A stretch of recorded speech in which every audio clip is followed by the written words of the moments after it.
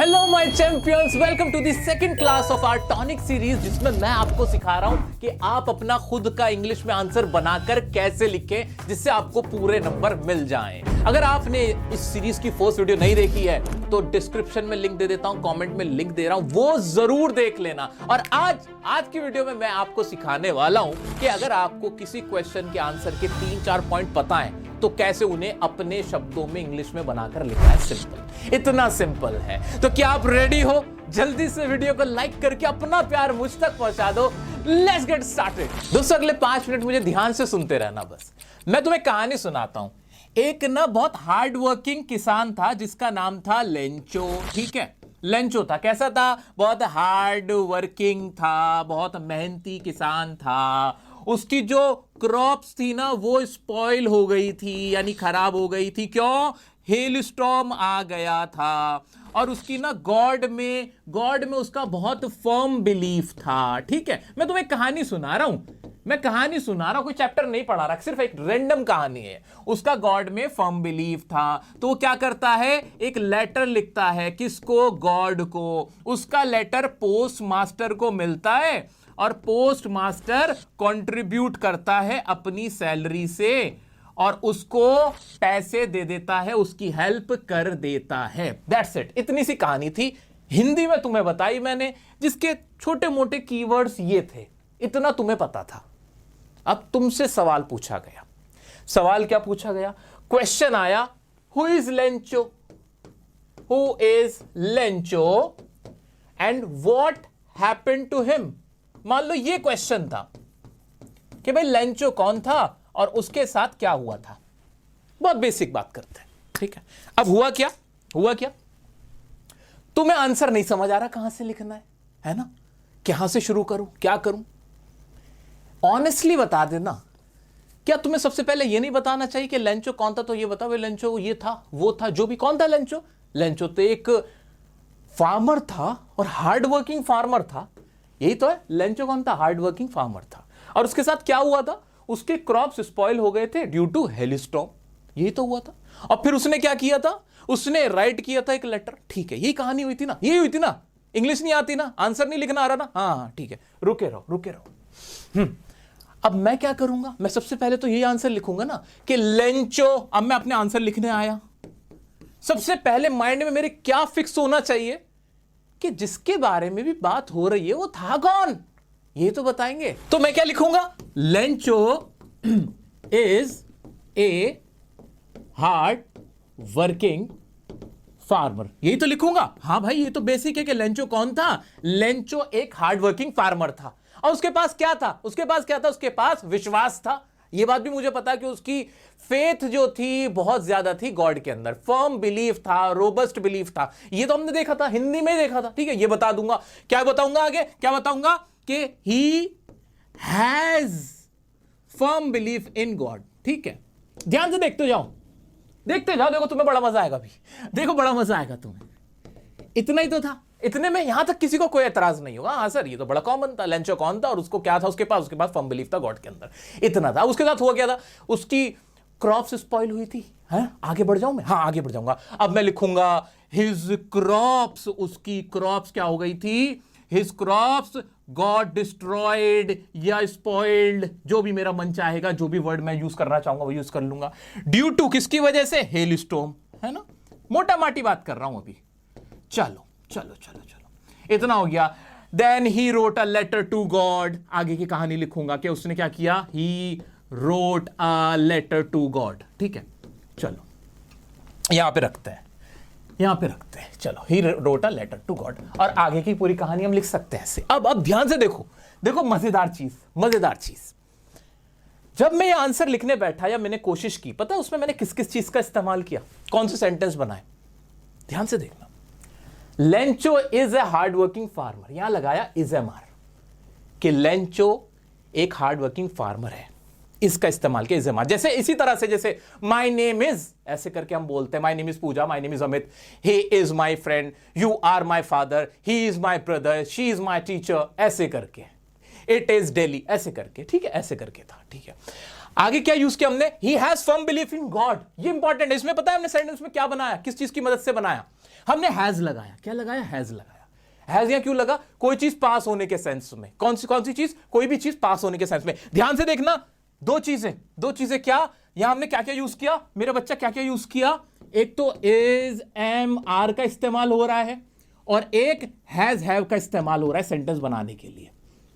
ये हो रहा है, हां सर यही हो रहा है, he has firm belief in God. ये कुछ इस तरह से ये, जैसे आई हैव अ प्रॉब्लम, मेरे पास एक प्रॉब्लम है। आई हैव एग्जाम, मेरे पास एग्जाम है। आई हैव लव, मेरे पास प्यार है। फॉर यू, तुम्हारे लिए। You have time for me, तुम्हारे पास टाइम है मेरे लिए। ये हैज, हैव का इस्तेमाल इस तरह से किया जाता है, ऐसे ही होता है।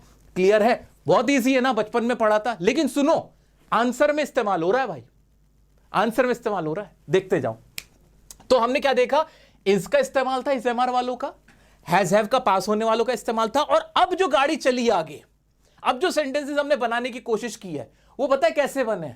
वर्ड्स तो हमें पता ही थे कि क्रॉप्स थी वो स्पॉइल हो गई थी, फिर राइट किया था एक लेटर, पोस्ट मास्टर ने कंट्रीब्यूट किया था और हेल्प की थी। वर्ड्स पे ध्यान देते जाओ। अब ये सारे काम हुए थे, यानी अब टेंस के रूल लगे होंगे, टेंस के रूल लगे थे, ठीक है। तो टेंस के रूल में भी क्या हुआ है देखना जरा। सेकंड फॉर्म लगाई, सेकंड फॉर्म लगाते लगाते बार बार यही करते रहे हम, टू लगा के to hailstorm, he wrote, फिर यहां सेकंड फॉर्म लगा दी और ऐसे कहानी बढ़ती चली गई। सेकंड फॉर्म हम लगाते चले गए, यानी किसका यूज किया हमने, किसका यूज किया, टेंस का यूज किया। किसका यूज किया, टेंस का यूज किया। यही मेरी बात, यही मेरा पॉइंट है मेरा बच्चा। What's my point is here? My point is that we use three things here. In each and every answer, हम अपने हर एक आंसर के अंदर ये 3 पॉइंट, ये 3 चीजें यूज करते हैं। इन 3 चीजों की मदद से सेंटेंस बनाते हैं। वो 3 चीजें क्या है, ध्यान से देखो क्या है। एक तो बी फॉर्म, यानी इज, एम, आर, वॉज, वर का इस्तेमाल हो रहा होता है। इज, एम, आर, वॉज, वर के छोटे छोटे सेंटेंस बनाने शुरुआत में, कि जो भी चीज मेरी है, जिस चीज पे बात हुई है, फॉर एग्जाम्पल आर्टिफिशियल इंटेलिजेंस पे बात हो रही है, तो व्हाट इज आर्टिफिशियल इंटेलिजेंस, तुम्हें इसका आंसर लिखना है। Artificial intelligence is a technique या टेक्नोलॉजी, ऐसे करके आगे बढ़ेगी बात, ठीक है। ऐसे ही वली के बारे में बात करनी है। मान लो वली एक 8 साल की लड़की है, तो सेंटेंस क्या बनेगा सबसे पहले, कि Valli is an 8-year-old girl, Anne Frank was a 13-year-old girl, Sahib Alam was a rag picker या इज अ रैग पिकर। इस तरह के छोटे छोटे सेंटेंस बनाने पड़ते हैं। तुम कितने सजेस्टेड आंसर उठा के देख लो, उसमें ये is, am, are, was, were से सेंटेंस बना के ही आंसर्स की शुरुआत हो रही होती है, बहुत होते हैं। अभी मैं सब कुछ दिखाऊंगा, तुम्हारे सामने सारे सजेस्टेड आंसर होंगे, तुम्हें सिखाऊंगा, तुम खुद एकदम क्लियर हो जाओगे कि यार मुझे आंसर कैसे शुरू करना है। चलो आगे बढ़ जाए। उसके अलावा क्या होता है, हैज, हैव का इस्तेमाल जरूर होता है।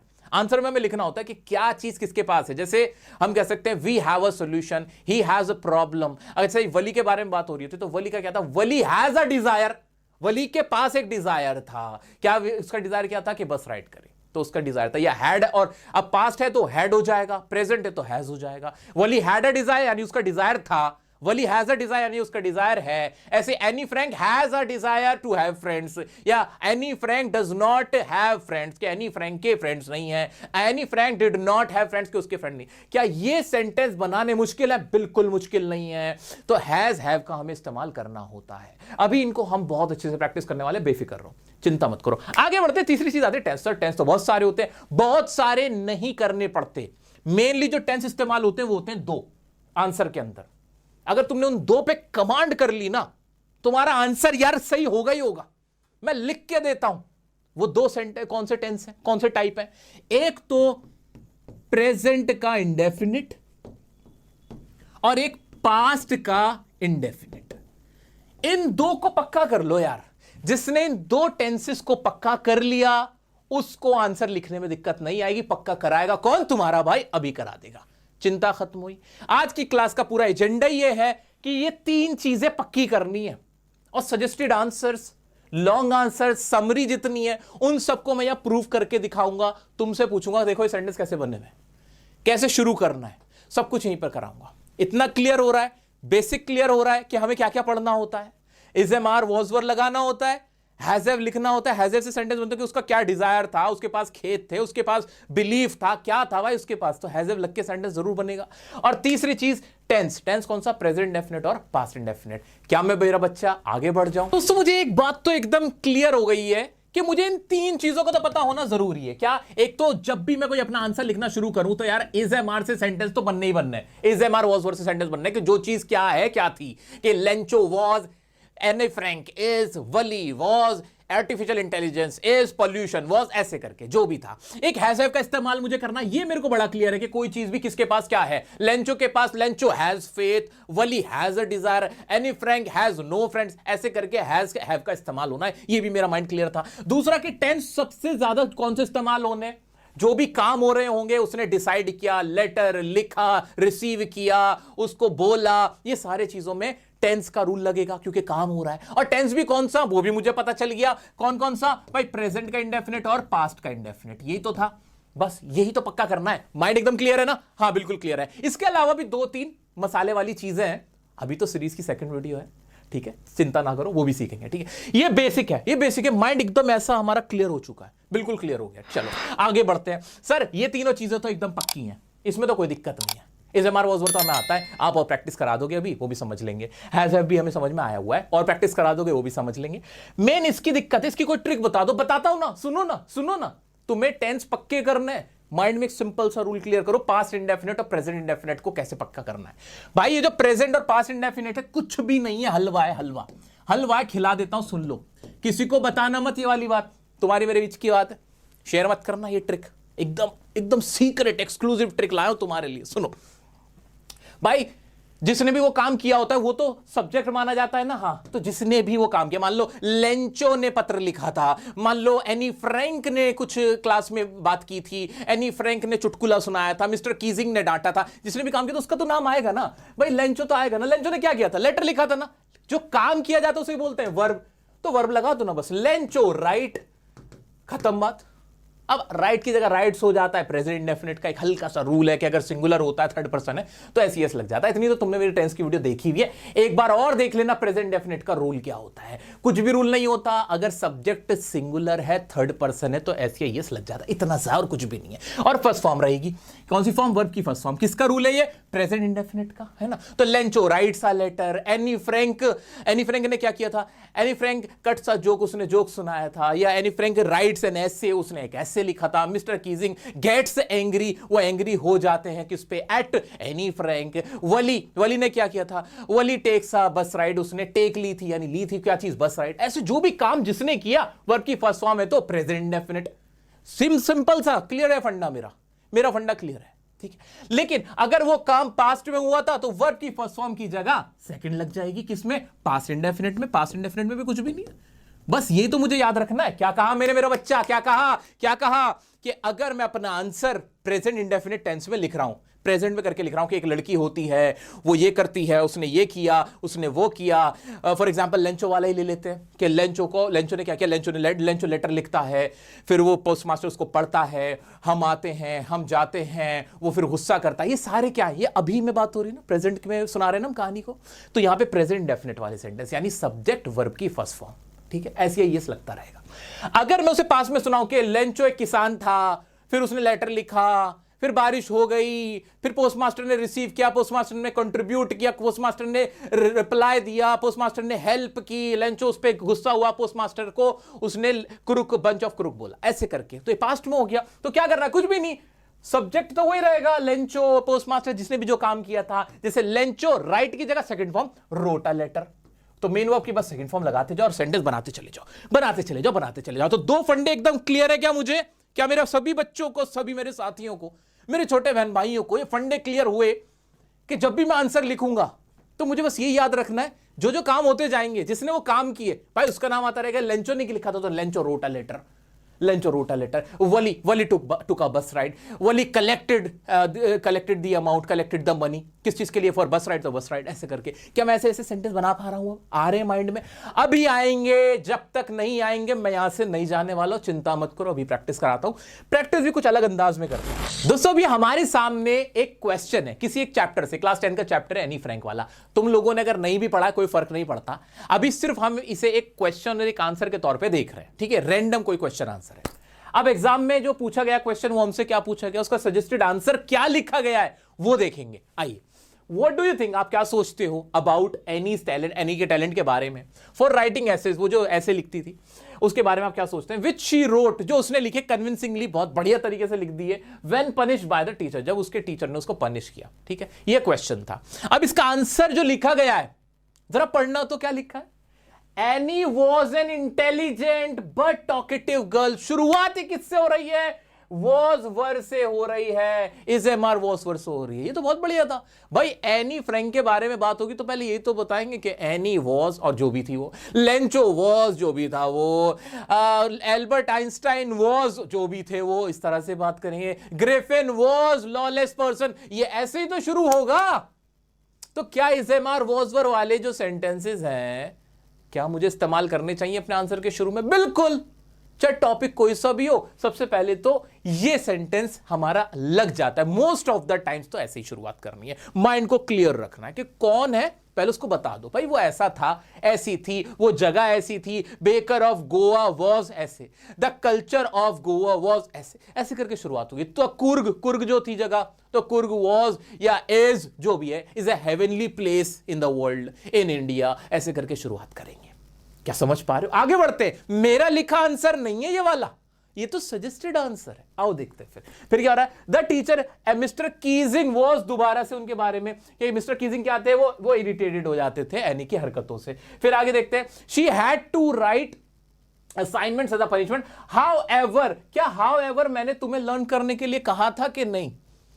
फर्स्ट क्लास में, जो अभी इसी सीरीज की फर्स्ट क्लास हुई मेरे बच्चा, मैंने आप लोगों से कहा था कि कुछ कॉमन फ्रेजेस हैं जो तुम्हें जबरदस्ती लिखने हैं अपने आंसर में, इन्हें याद करना है। सेंटेंस के बीच में कहां घुसाने हैं वो वाले भी बताए थे, सेंटेंस के स्टार्टिंग में जो घुसाने वो भी बताए थे, कंक्लूड करते हुए घुसाने वो भी बताए थे। क्या याद किए? अभी इसी वीडियो के, इसी क्लास के लास्ट के 2 मिनट में मैं तुमसे पूछूंगा भी और उन्हें रिवाइज भी कराऊंगा, ताकि वो हम सबके माइंड में एकदम फिक्स हो जाए। मानते हो? अग्री? आ जाओ आगे बढ़ते हैं। हाउएवर, यानी अब कुछ बट वाली बात हो रही है। हाउएवर का इस्तेमाल कैसे बताया था मैंने? बट के तौर पे, कि वो इंटेलिजेंट लड़की थी, बढ़िया थी, बट क्या हुआ था? She presented logical arguments.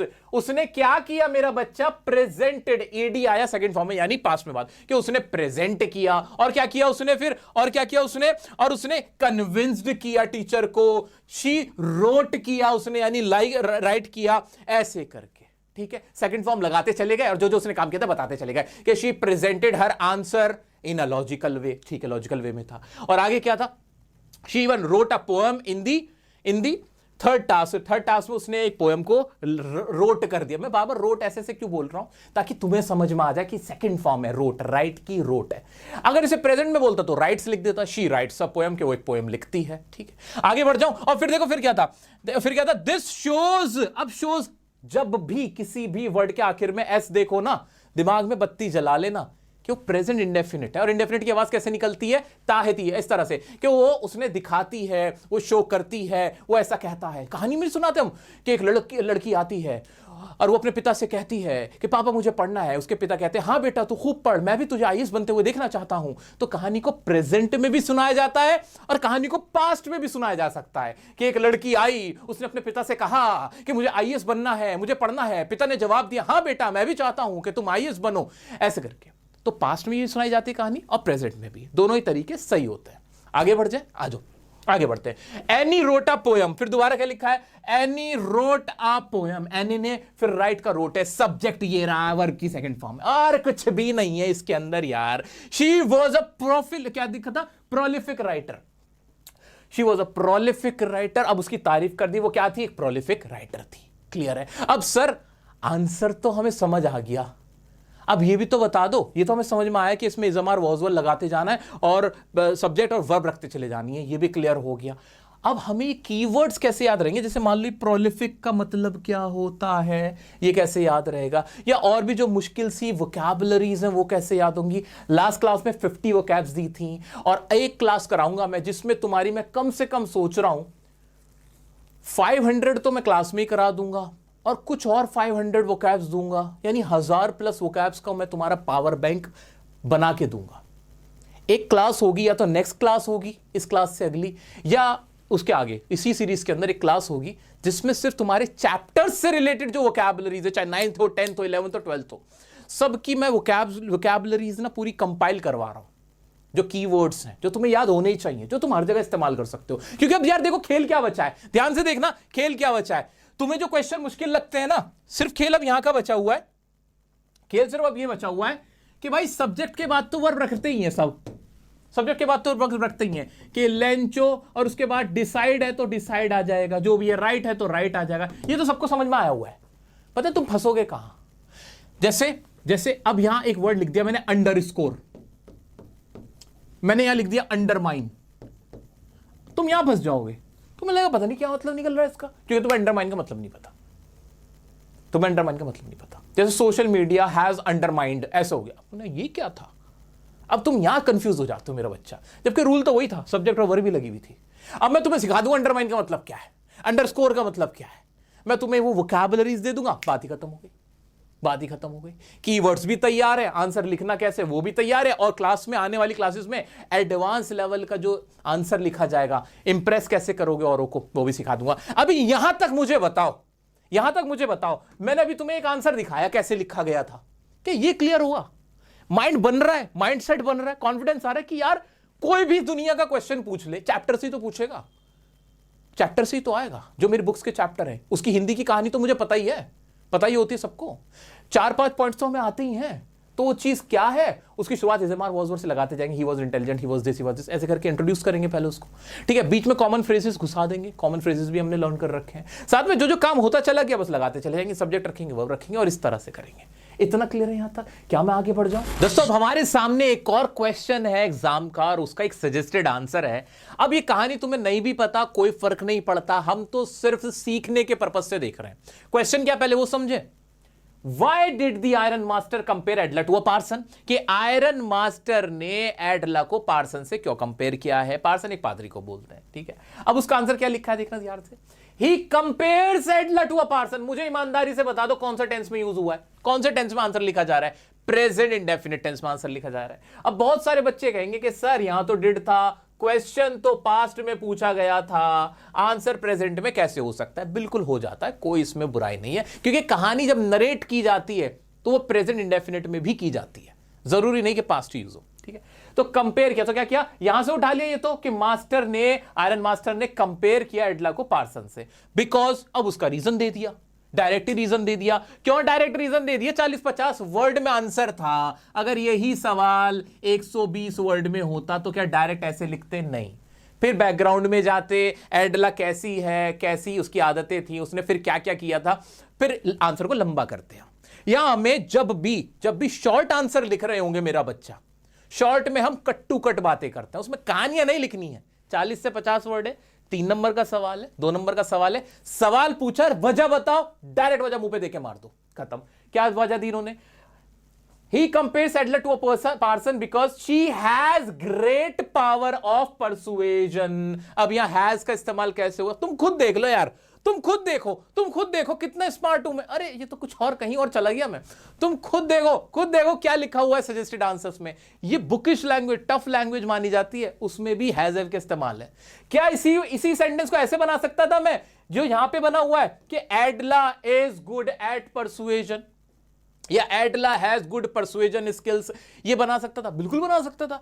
परसुएजन मतलब किसी को मनाने वाले स्किल्स, किसी को रूठे को मना लेना, उसके अंदर ये स्किल्स थे। क्या ये सेम लाइन ये लिखनी थी? नहीं, सिंपली भी लिख सकते थे कि एडला वाज वेरी गुड, या Edla is very good at persuasion, या एडला हैज परसुएजन स्किल्स, या Edla was kind, Edla was compassionate, ऐसे करके आंसर लिख सकते थे, बिल्कुल लिख सकते थे, ठीक है। आगे बढ़ के फिर उसने क्या क्या किया था, वजह जरूर देनी पड़ेगी तुम्हें। वजह ये थी when Edla is able to convince her father, वो एबल थी, इस लायक थी कि उसने अपने फादर को कन्विंस कर लिया, अलाउ करने के लिए स्ट्रेंजर को कि वो मेंशन में रहने दे। They share Christmas cheer with him, या दे सेलिब्रेटेड क्रिसमस टुगेदर, ऐसे भी लिख सकते थे तो वो भी सही हो जाता। द फादर एग्रीज कर जाता है, देखो प्रेजेंट डेफिनेट फिर से, the father agrees reluctantly and says that Edla is good at persuasion, ठीक है। तो ये सारी जितने भी सेंटेंसेस बनाए गए थे बहुत सिंपल तरीके से बनाए गए थे। अब मैं आपको इसी चीज के अंदर एक चीज और ऐड कर देता हूं, वो क्या? इतना तो तुम यार खूब समझ गए कि सब्जेक्ट रखते जाओ, वर्ब लगाते जाओ, प्रेजेंट इंडेफिनिट बनाना है तो वर्ब की फर्स्ट फॉर्म, और अगर पास्ट में बोलना है तो वर्ब की सेकंड फॉर्म, इतना तो क्लियर है। अब सेंटेंस को लंबा बनाना है, लंबा बनाना है, थोड़ा सा लंबा बनाना है। उसके लिए क्या करना होगा? टेक्निकली ट्रिक क्या है सुनो। तो ट्रिक क्या है, ध्यान से देखो मेरा बच्चा। अभी हमने इतना तो सीख लिया कि भाई जिसने जो काम किया होता है, लेंचो ने काम किया, एनी फ्रैंक ने जो चीज की, मिस्टर कीजिंग ने करी, मंडेला साहब ने करी, जिसने भी जो काम किया वो उसका नाम लिखो और उसके आगे लिखते चले जाओ। ही शी डिसाइडेड, यानी लेंचो ने डिसाइड किया, और अगर लेंचो डिसाइड करता है तो डिसाइड्स, लेंचो डिसाइड्स। इतना तो हमने सीख लिया था। लेकिन तुमने ना एक चीज नोटिस की होगी, वो चीज क्या है, ध्यान से देखना जरा मेरा बच्चा। जैसे यहां पे मैं तुम्हारा यहां ध्यान दिलाना चाहूंगा, जरा इसे ध्यान से देखना कि शी डिसाइडेड, यहां पे वली है, वली कोई लड़की थी, उसने क्या किया, शी डिसाइडेड, इतना तो समझ में आया मुझे। उसके बाद ट्रेवल से पहले टू आया, शी डिसाइडेड टू ट्रेवल। ऐसे ही Lencho decided to write a letter. ऐसे ही I wanted to ask something. ऐसे ही I came here to understand the topic. ऐसे ही I want to ask something. ये टू लग के वर्ब लग जाती है। क्या हो जाता है ये टू लग के वर्ब लग जाती है। ध्यान से देखो, ध्यान से तुम पकड़ रहे हो, बिल्कुल सही जा रहे हो। टू लग के कोई भी वर्ब लग जाती है और उसकी फर्स्ट फॉर्म आ जाती है। ये क्या बनता है, ये कैसे हो जाता है? इस सेंटेंस को बड़ा बनाने का तरीका, इससे सेंटेंस मजेदार बनता है। इसका मतलब क्या निकलता है सुनो। कोई भी काम, डिसाइड एक काम था, फैसला करना, लिखना, राइट भी काम था, दोनों ही काम थे। लेकिन इसमें मेन काम क्या था, डिसाइड था, कि उसने फैसला किया। क्या फैसला किया? अभी सेंटेंस पूरा नहीं हुआ था, सेंटेंस पूरा नहीं होता, उसने लेटर लिखने का फैसला किया। तो दूसरा भी तो काम ही है, वो भी तो एक वर्ब ही है, तो उसका भी तो कुछ करो। तो उसका हम क्या करते हैं, हम मेरा बच्चा टू लगा के मेन वर्ब की फर्स्ट फॉर्म रखते हैं हमेशा। ऐसे ही I want to ask something, she wanted to understand, he wanted to come, Valli decided to take bus ride. Take से पहले भी टू था। तो तुम्हें ऐसे हजारों सेंटेंसेस दिखेंगे जब तुम लॉन्ग आंसर पढ़ते हो, जब समरी पढ़ते हो, जो सेंटेंस बड़े बड़े होते हैं, तुम कंफ्यूज होते रहे, तो कहीं भी टू घुसा देते, कहीं नहीं घुसा रहे। बहुत सिंपल था। एक बार वर्ब की सेकंड फॉर्म आ चुकी है, ये रही। अब उसके बाद जितना भी सेंटेंस बनेगा और उसमें जो भी काम हो रहे होंगे, वहां तो फर्स्ट फॉर्म ही लगेगी। आओ मैं दिखाता हूं, मुजस्समा दिखाता हूं तुम्हें। ये देखो, वली स्टार्टेड, यहां पे था वली स्टार्टेड। भाई ये मेरा सब्जेक्ट था, वली ने क्या किया, स्टार्ट किया। अब क्या स्टार्ट किया, उसके बाद अब जब तक सेंटेंस कंप्लीट नहीं होगा, जितनी भी वर्ब आएंगी वो कैसे आएंगी, टू लग के आ जाएगी। वली started planning for the journey and saving the money by resisting the temptation to buy करने के लिए। क्या बाय करने के लिए, क्या बाय करने के लिए, खरीदने के लिए पेपरमिंट, बलून्स एंड 60 पैसे, क्योंकि सेंटेंस यहां जाके खत्म हुआ था, ये सेंटेंसेस यहां जाके खत्म हुआ था। ठीक है, अगर सेंटेंस कुछ इस तरह का होता कि शी कलेक्टेड, रिक्वेस्टेड, डिड, तब तो ठीक था। तब ऐसा नहीं था कि वहां पे हम बार बार टू लगा रहे होते, तब तो सेकंड फॉर्म एक साथ साथ कॉमा लग के भी आती रहती, कोई दिक्कत नहीं थी।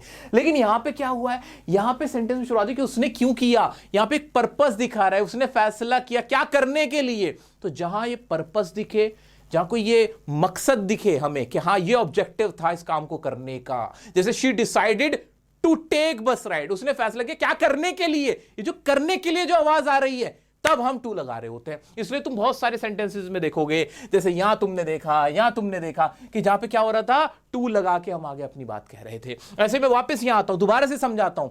या लेंचो ने डिसाइड कर लिया था, किस चीज का डिसाइड कर लिया था, टू राइट अ लेटर लिखने के लिए। ऐसी जो एडला के फादर थे वो एग्री हो गए थे, क्या करने के लिए, अंडरस्टैंड करने के लिए। तो ये के लिए की आवाज आती है, किसकी, के लिए की आवाज आती है। तो याद रखो, जब ऐसी के लिए की आवाज आए, सेंटेंस कंप्लीट ना हो, वर्ब की सेकंड फॉर्म एक बार लग जाए, तो बार बार टू लग रहा होता है। अब तुम्हें क्या इससे सेंटेंस बनाने, ना जबरदस्ती मत बनाओ, बस तुम्हें समझ आना जरूरी है। प्रैक्टिस करने के लिए सबसे ज्यादा जो तुम्हें सेंटेंस दिखेंगे वो दिखेंगे वांटेड के साथ, वांट या फिर वांटेड, इसकी नॉलेज तुम्हें होनी चाहिए। ऐसे ही केम के बाद भी बहुत ज्यादा आता है, आस्क के बाद भी बहुत ज्यादा आता है। ऐसे ही केम का सेकंड फॉर्म भी लगा सकते हो इसी। ही आस्क्ड टू अंडरस्टैंड, वो पूछता है समझने के लिए। ही केम टू मीट मी, वो आता है मिलने के लिए। ही वॉन्टेड टू नो, वो चाहता है क्या, चाहता था क्या, जानना, या ही वॉन्ट्स टू नो, वो जानना चाहता है। तो इस तरह के कुछ ये वर्ब्स हैं जिनके बाद तुम्हें टू और दोबारा कोई और वर्ब दिखेगी। मोटा माटी मैंने तुम्हें बता दिया, तो उसका मतलब समझ जाओगे। अब से कुछ सेंटेंस की अपनी प्रैक्टिस करना है, ऐसे 20-30 वर्ड्स की अपनी प्रैक्टिस कर लो। 20-30 बहुत है, 20-30 बहुत है, इससे सेंटेंस बड़ा होता है। ठीक है, इतना क्लियर हो गया। अब जितनी भी तुम समरीज पढ़ो, जितने भी तुम अपने चैप्टर्स पढ़ो, उसमें तुम नोटिस करना कि कहां कहां ये टू लग के वर्ब लगी हुई है, यानी इसका मीनिंग निकल रहा है कि ये इसके लिए। समझ आ रहा है? इतना क्लियर हो रहा है? हाँ सर इतना तो क्लियर हो गया, मजा आ गया। तो दोस्तों आज की क्लास में हमने क्या सीखा अब तक? हमने अब तक यह सीखा कि जो भी आंसर बनाया जा रहा है, जो भी आंसर बनाया जा रहा है वो किसकी मदद से बनाया जा रहा है? एक तो वो बी की मदद से बनाया जा रहा है। क्या बी बोलते हैं इसको? बी की मदद से बनाया जा रहा है, बी की मदद से बनाया जा रहा है। एक तो हमने ये सीखा। दूसरा हमने सीखा हैज हैव का भी बतेरा इस्तेमाल होता है, यानी हमें भी जबरदस्ती हैज हैव घुसाना है और एटलीस्ट हम आंसर लिखना अब शुरू कर देंगे, इतना हम कर देंगे। फिर हमने लॉन्ग आंसर भी याद किया हुआ है, कुछ तो याद किया हुआ होगा तुमने, कुछ तो पॉइंट्स होंगे तुम्हारे माइंड में। बिल्कुल होते हैं सर, हिंदी में तो होते ही होते हैं। तो हिंदी में से बनाने का तरीका हमने सीखा कि टेंस के सेंटेंस बनाते चले जाओ।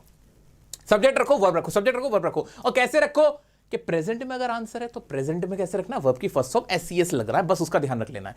और अगर सेकंड फॉर्म वाला है तो सेकंड फॉर्म। ये मोटा माटा था, थोड़ा बेसिक मैंने तुम्हें सिखाया था। साथ में मैंने इसके तुम्हें बताया कि कैसे टू लग के वर्ब की फर्स्ट फॉर्म लगाते हैं, इसकी भी हमने प्रैक्टिस करी। अब तुम्हें एक कॉन्फिडेंस आ गया है, एक माइंडसेट तैयार है कि अब तुम जब आंसर पढ़ोगे ना, समरी पढ़ोगे, वो तुम्हारे दिमाग में छप जाएगा। तुम्हें 4-5 पॉइंट्स ही याद रखने पड़ेंगे और पूरे आंसर तुम्हें याद हो जाया करेंगे। अभी तो एक कहानी की शुरुआत है, नेक्स्ट क्लास में इसे मैं पूरा करूंगा। क्या पूरा करूंगा? अभी इस आंसर में जो कसर है ना, जो समझने में कसर है, वो है वॉइस की और मॉडल्स की। इससे ज्यादा ग्रामर की तुम्हें अभी जरूरत नहीं है। कैसे वॉइस का इस्तेमाल होता है आंसर्स के अंदर, कैसे तुम शुरुआत में वॉइस का इस्तेमाल कर सकते हो और मॉडल्स का इस्तेमाल करोगे, और फिर कोई भी आंसर तुम्हारे आगे आ जाए, तुमसे ज्यादा किसी को नहीं आता होगा। तो दोस्तों ये इसे यहां पे इतना ही रखते हैं। लेकिन मैंने कहा था 2 मिनट की तुम्हारी रिवीजन कराऊंगा मैं। 2 मिनट की रिवीजन की बात हुई थी, जो फ्रेजेस हमने लास्ट क्लास में लर्न करे थे, ताकि हम उसे भूल ना जाएं। ये बहुत हमें यूज करना है। और चलो शुरू करें। तुम कमेंट में लिखते चले जाना अपना पैराग्राफ, अपना आंसर लिखने में शुरुआत में कौन कौन से फ्रेज यूज करने हैं। भाई टू बिगिन विद से कर सकते हैं हम लोग। It is generally believe that one of the most important aspect is, ऐसे ही in the present scenario there is no denying the fact that, इससे शुरू कर सकते हैं। ठीक है, और पॉइंट्स को ऐड करने के लिए क्या कर सकते हैं? Furthermore, in addition to this, apart from that, not only this but also another significant point is that, इससे कर सकते हैं। गिविंग एग्जांपल देने के लिए, for instance, for example, to illustrate this point, this can be seen in the case of a classical example of this, ऐसे करके कर सकते हैं। कंट्रास्ट सिचुएशन हो, बिल्कुल उल्टी सिचुएशन हो, उसको दिखाने के लिए क्या कर सकते हैं? However, हमने भी देखा भी था इस्तेमाल होते हुए, however लगा सकते हैं। On the other hand, in contrast, whereas, although, इसका हम इस्तेमाल कर सकते हैं। कॉज एंड इफेक्ट रिलेशनशिप बताने के लिए किसकी वजह से हुआ था, therefore, as a result, consequently, hence, due to this, कोई से भी 2 या 3 तुम्हें याद होने ही चाहिए। नेक्स्ट है अपना पॉइंट रखने के लिए, in my opinion, I strongly believe that, from my point of view, it can be said that, I am convinced that, as far as I am concern, as far as this thing is concern. इस तरीके से हम अपना और point, ये जबरदस्ती घुसाने तुम्हें, खास तौर से उन आंसर्स के अंदर जो लॉन्ग है, 120 वर्ड्स वाले हैं, या पैराग्राफ वाले हैं, रिपोर्ट या आर्टिकल लिखने वाले, उनमें ये डालने तुम्हें। ठीक है, फिर देखता हूं आंसर कैसे तुम्हारा अच्छा नहीं होगा। और क्या था? कंक्लूड करने के लिए, नीडलेस टू से, ज्यादा इंपैक्ट देने के लिए, नीडलेस टू से, undoubtedly, Indeed, without a doubt. अब विदाउट अ डाउट में तुम्हें देके जा रहा हूं। चलो, हर एक बच्चा जिसने भी ये मेरी वीडियो अब तक यहां तक देखी है, विदाउट अ डाउट, और मेरे बारे में कुछ लिख के जा कमेंट में, विदाउट अ डाउट लिख के जा। चलो, और कंक्लूड करने के लिए, conclusion, to conclude, to sum up, in conclusion, you are the best students, you are the best class. मैं यही कहना चाहूंगा, आप बहुत कुछ अपने जीवन में करोगे क्योंकि तुम बहुत मेहनत कर रहे हो। तुम्हारे इंग्लिश में 80/80 आएंगे ही आएंगे, without a doubt, needless to say that. Okay, so दोस्तों आज थोड़ा गला बैठ गया बोलते बोलते।